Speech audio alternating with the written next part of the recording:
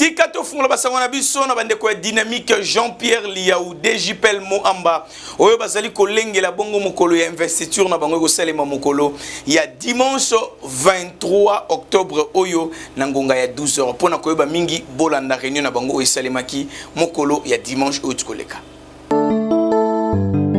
Erika DJPL viva viva Jean-Pierre Liaou viva. Na cadre toujours ya ko multiplier ba stratégie pour la journée à investiture na bango banani DJPL Moamba dynamique Jean-Pierre Liaou Moamba ozo kumama et pas y a l'homme du terrain les coordonnateurs urbains Henri Mbulamoko boyebako basangana ki lisusu mokolo na dimanche 16 octobre na espace les retrouvailles ndenge bozali komona boyebako le secrétaire urbain mwana mboka maître Ben Samu Azwaki Maluba.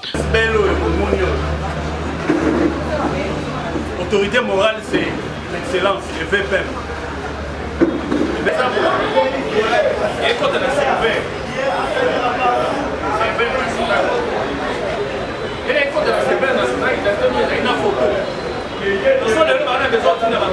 ndenge bouti kolanda boyebako ba insister toujours likambo o etali le 23 oyo le 23 octobre na ngonga ya 12h kaka na espace les retrouvailles neza mokolo ya investiture na bango yakoka mwezali que na ba réunion nyonso oyo bazali ko sala multiplication toujours ndenge bango moko balobaka effet boule de neige c'est-à-dire bato bazali ko bakisa matango nyonso na DJPL Moamba.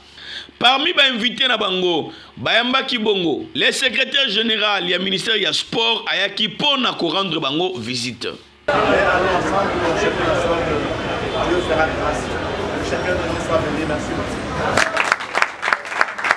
Na loboko ya mobali ya coordonnateur Henri Mbulamoko le secrétaire général adjoint a évacué na kozalawana yako simba pe konoté ezali que le 23 octobre oyo putulu ekokita makala ekomata awa na espace les retrouvailles na debonhomme et sigawapi investiture officielle il y a DJPL Moamba et Koyeba Kosalema. Biso Tolobi qui cherche trouve Erika.